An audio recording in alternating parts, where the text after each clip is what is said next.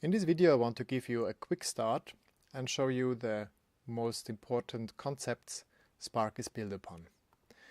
When you start up Spark and you have a free license installed, you are presented with the welcome screen where you can create a new project, open existing projects or download examples, which is actually the first thing I'm going to do here, and I strongly recommend. So you go and get the project examples, download the zip. So I'm going to rename it and drag it to the desktop.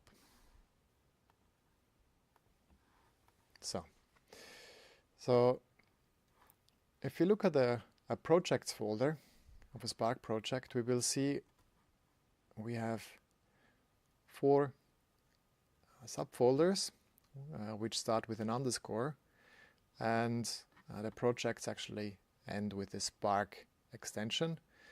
The one folder we are interested as a user is actually the asset folder. In here all the assets for the projects are located. So the first thing I'm going to do now is I'm going to create a new project. It is a warning screen that tells me that if I save a project, it also creates these aforementioned subfolders. So I'm saying okay, I'm going to save my project inside this project examples folder. The reason for this is actually allows me to access all the assets that come with these project examples, and which is an easy way to get started with Spark, and you already have assets to play around with. So I'm cleaning up the desktop here. Now let's have a look at the main window we have here. We have the Metro. This obviously has to be switched on in order to make sure that Spark is running. If you switch it off, nothing happens. You can select here the frequency. If you press here FPS, you can see the frequency graph. The next button of interest is Preferences, different tabs, general one. You can choose autosave. You have Startup solution that allows you to choose a project that automatically starts up once you start up Spark. This is very convenient if you want to use Spark in an installation context. You have different help settings if you want to control Spark via Open Sound Control. This is the port number to do so. We will cover this part later in this video as well. Some settings for 3D Viewer Editor and the statistics. Then this button here opens the workspace. This button here is for the editor, and this button here is for the stage, for the 3D viewer.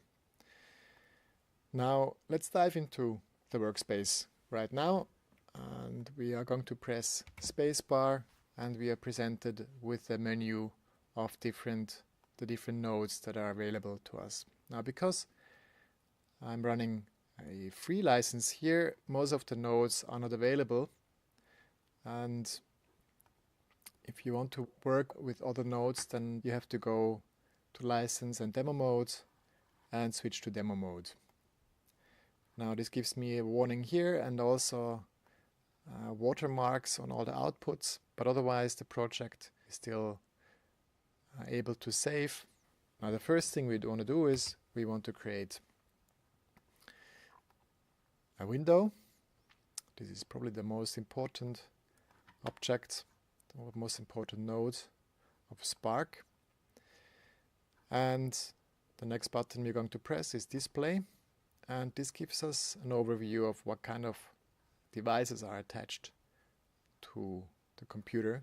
We see here Display 0. This is our desktop window we are currently in. There is a second display attached. We see here the resolution of the second display. We have a third display attached. This is actually a Matrox triple head. And we actually can choose now where this window should output to. We can also say, well, we want to output to both those windows together. So we say store and close. Now we can see here These are the coordinates of the window, and if I press desktop and it shows now our output here, then the window actually outputs to those coordinates. I send it back here. And the next important node is the viewport node. Viewport node, we have to select to which window it has to output, and we want to output something, so I'm choosing the simple solution. I'm going to go to input video. Let's make it a loop. Connected to the viewport.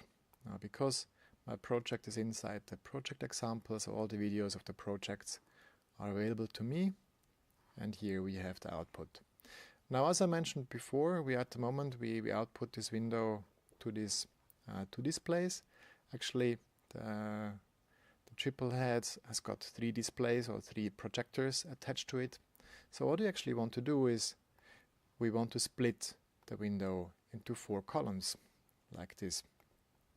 I'm resizing the output window so we can see a bit better. And for this, obviously, we need more viewports. So now what I can do is I can just press D and duplicate the viewport. Again, I'm going to select the window, and now I'm telling the viewport which slice of the window it should use. And I keep on doing this. I create another viewport and a fourth viewport. Again, switch it on and tell it to window, this one here, column 3, and this one here, column 4. I'm going to duplicate the video as well, so I switch it on. Normal, auto start, select the video, let's say this one here, and connect it to the viewport. Here we go. Now let's have a look at the 3D viewer. The 3D viewer allows us to show the scene inside 3D space. I want to now create a grid, switch on the grid, and I'm telling the grid to show it in this render group. We can also see here, this is the 3D viewer, and we tell here the render group. So this one here tells in which render group it wants to be drawn, and this one here tells which render groups are being shown. So we can see now, we can navigate in 3D space and see the 3D space. I can create another node called scene camera. I switch it on, place it on stage. You can see now the camera on stage. I am going to move it a little bit upwards and turn it a bit like this and move it over here. Now, as you can see, the nodes, most of the nodes actually, they have properties. The properties, they have also some buttons up here. This is the pin, which makes sure that the properties are not closed again once the focus switches back to the workspace. I have a -1, which actually collapses the whole properties over here. So it's actually quite a convenient way to keep the properties quickly available.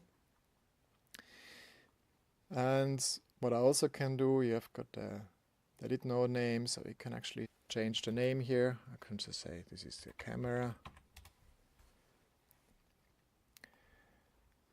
And now I'm going to open another node, the sister node to the camera, which is the scene capture node.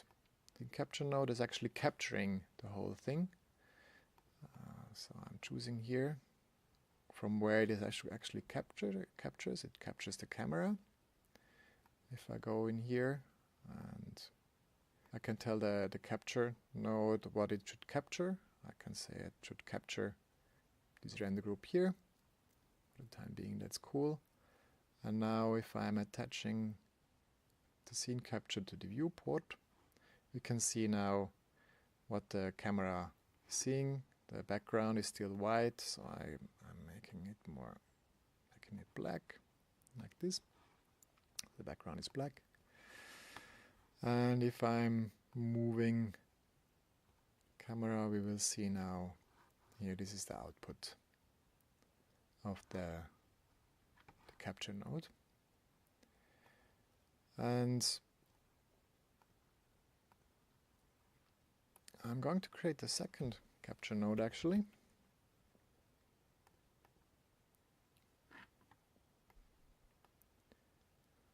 Here it is. Switch it on. Again, I'm telling it should capture from the point of view of the camera. And I'm going to create another 3D object. Go 3D space, choosing a model. Now the example folder gives me lots of different objects to choose from. I'm telling it to draw it here. I'm also telling here the 3D viewer to draw this part. Now we see the object is actually quite large, so I'm normalizing the object so we can see it's still a bit big. I'm making it smaller again, move it up the Z axis like this. Oh, that's cool. And I'm sending this video to this object, so it's actually textured by this video. And I'm going to change the rotation of the camera a little bit. Now we see the scene capture here is actually not capturing this new object simply because the render group is not telling it to show it. So actually if I switch it on, we can see it now. But what I can do now is I can tell this capture to capture it. I'm capturing here now with a background of blue to make a distinction. And I'm doing it here as well. So both captures actually are capturing the same object with different backgrounds, and obviously this one here is also capturing the grid. And if I'm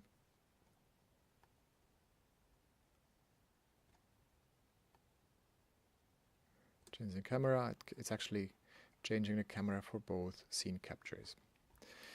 Now maybe we actually want to do some mapping with these videos here, and for this we're going to use some video mapping objects.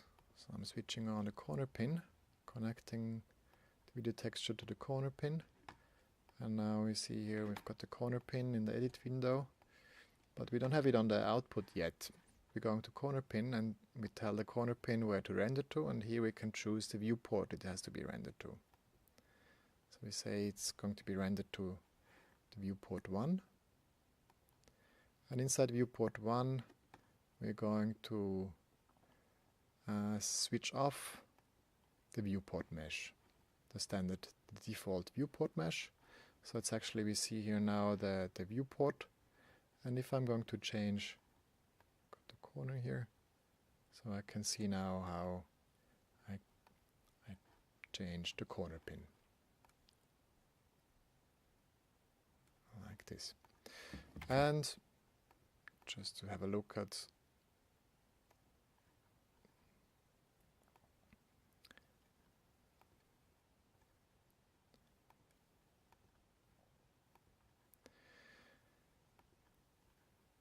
now, I'm going to do the same thing with Mesh Warp.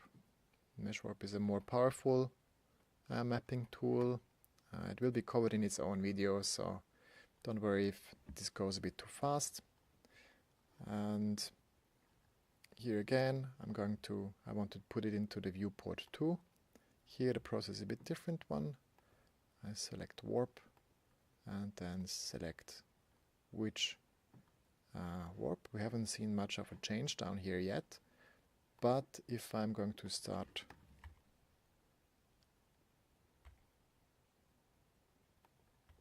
manipulating the mesh, we will see how it's actually represented down in the output window as well. So what I'm doing here, I'm selecting the lattice vertices, press G, and change the vertex like this. And now we can have a look at the bookmarks. Bookmarks actually allow me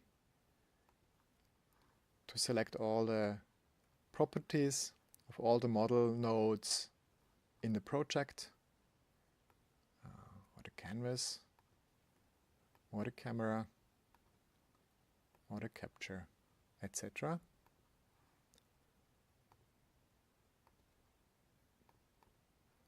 Close those. Then reflection, if you want to remote control Spark, you have here now a selection of all the nodes available. You can, for example, select the model 1, and here you see all the properties of model 1. For example, I go now select enable, and here now this is the ask command to control the enable of this model. I'm quickly going to start max.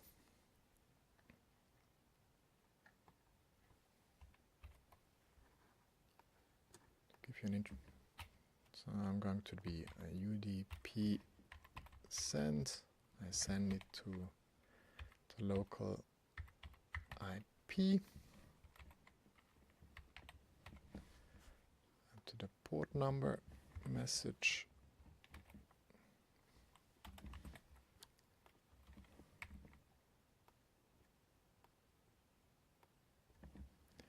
And if everything works fine,